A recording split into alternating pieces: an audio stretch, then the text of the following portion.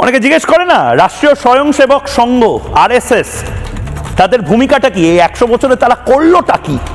অনেকে জিজ্ঞেস করে না, হিন্দুত্ববাদী তারা 5 বছর ধরে করলোটা কি?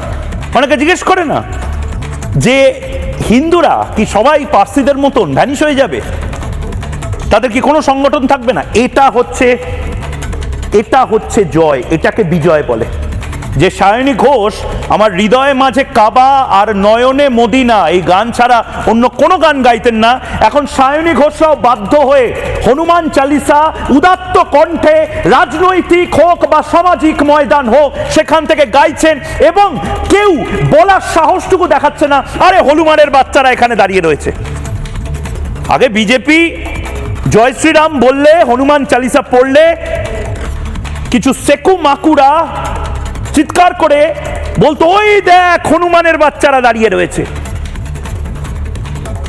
দেখুন না, আর 2 দিন দেখুন মমতা বন্দ্যোপাধ্যায়ও জয় শ্রীরাম বলতে বলতে হয়তো মিছিল করবেন, আর 3টে দিন দেখুন 29 তারিখের পরে তৃণমূলের নেতারা হয়তো প্রতিদিন আর রাতে হনুমান চালিসা পড়বেন।